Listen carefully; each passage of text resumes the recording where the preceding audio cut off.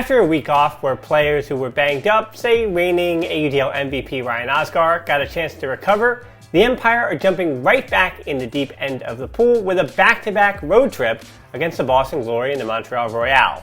The Glory are 3-0 with wins over the Rush, the Phoenix, and the Royal, while Montreal has that loss to Boston as well as 2 losses against the Toronto Rush. If you're the Empire, the schedule is favorable by getting the Royal second in the back-to-back, but they won't be taking anything for granted. In breaking down the weekend's action, let's get things started with the Empire. You might as well begin this whole thing by calling this the Ben Katz road trip.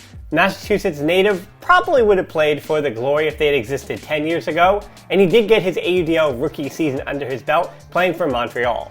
I already discussed in the preseason just how good Ben Katz is on the mark, and I would add to that a pretty good understanding of opposing personnel for this weekend, which I can't imagine is going to hurt and make him any worse. But Katz isn't the only one with connections to Massachusetts. Zachary Burpee, who has been with his college team Tufts since the season began, played 7 games last year for the Glory. And every week, while you may see them at Facina, Ethan Thornton, Charles Weinberg, and John Lithio get in their car and they make the trek down from Boston. Of that bunch, Ethan is a Massachusetts native, and we have yet to scratch the surface of those who could call themselves Bay Staters. Jeff Babbitt, as I mentioned, Katz, and Ryan Holmes all grew up in the area and attended UMass Amherst. Ryan Dross may be from Connecticut, but he attended Amherst College. And Solomon Vershmeyer-Bailey learned the game at the high school powerhouse Amherst Regional High School. And lastly, I have heard rumblings that there are connections from the Chartok family up to New England, and those are more than just Oliver attending Dartmouth. With those kind of connections, it might not feel as much of an away game as some of the other stops around the league. But what of the team that is actually at home on Friday in the Glory? I had them behind the Phoenix and the Rush in my final standings for the preseason, but with those 2 early wins against those 2 franchises, I'm eating a little bit of crow already. All the questions I had for Boston in the preseason have been answered in the affirmative. Question 1 was how well they would incorporate all the new faces to hopefully replace the production of Cameron Warner, Tanner Johnson, and Willie Stewart. Many of the possibilities have seemingly come out positive. They've received major contributions from Northeastern grad Simon Carapella, who was earmarked as an early AUDL All-Rookie possibility. He's second on the team in goals and tied for 3rd in plus-minus. Rocco Linehan is right behind him with a +9, 5th on the team, having arrived from Minnesota in the offseason. Veterans of the sport in Jay Clark, who played 1 game so far this year, and Gabe Colton, best known for his days with the MLU's Philadelphia Spinners, have both made an impact as well. Replacing Warner, who regularly took the toughest O-line matchup on the other team, that was my biggest fear for the Glory. The longtime Boston Ultimate success story, Tyler Chan, has fit into that role with aplomb. The 1-2 punch of Chan and Brendan McCann, who has gone from AUDL journeyman to having his best season so far in his 3rd year with Boston, has made getting Boston breaks easier than any other time in the franchise's history. McCann is second on the team in plus-minus, dishing out 7 assists on the D-line, along with 4 goals and 4 blocks. Question 2 was how much would this team get out of returning from injury Tanner Hawkyard?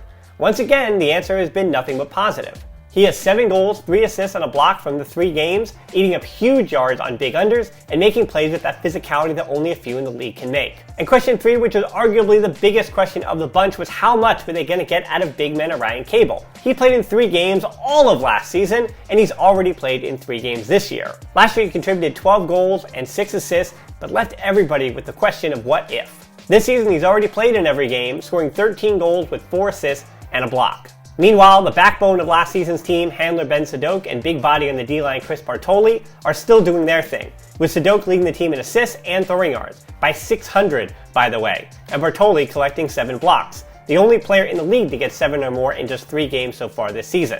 And with college nationals in the books, the Glory can begin to incorporate what is the glory of the future. Luca Harwood, Caleb McSweeney, and Wyatt Kellman all just played in the national championship game where they fell to UNC, but who hasn't done that in the last few seasons? And there was a huge Glory contingent playing for Vermont. It'll be interesting to see which of these youngsters can make an impact over the summer for Boglo. Once the Empire are done with the Glory, it's time for the Royale the next day. And while the Royale are 0-3, their road back to respectability is certainly there. There were questions about Jacques Brissett's availability this season, but he has played in 2 of the 3 games, so that is a big phew for Royale fans I know, as well as Christophe Tremblay-Jeancas returned from injury, having gone almost better than planned. Menacogère Samard is lighting up the stat sheet, 11 assists, 8 goals, and 4 blocks, but also 13 throwaways, but some of those can be forgiving considering Auger Samard has already logged more than 1,300 total yards. Kevin Quinlan is still doing his thing, now in his 11th season in the league, which is an accomplishment all in itself, by the way. but any Montreal success will come from the steps forward for their younger players. And that name to watch is William St. Pierre, a 22-year-old rookie from HEC Montreal, one of the top business schools in Canada if you're looking at colleges north of the border. But he's also taking care of business on the field, 9 goals and a block in just 2 games. He's shown flashes of being able to get open using extreme quickness and an ability to contort his lanky frame into advantageous positions. There is no replacing Quentin Bonneau, but if you squint, there are some comparisons. The Empire are going to have first on their scouting report, goal number 1 is to stop St. Pierre. Since most Empire fans will be watching this one from home, it's 7 p.m. on Friday night against Boston on AUDL.tv, and then on Saturday it's 6 p.m. against Montreal. But then, a week later, the Empire finally returned home for a date with the Atlanta Hustle. It may be out of the division, but that's going to be a huge test for the Empire. Again, that is June 10th, 7 p.m. at Facina Field, and I hope to see you there.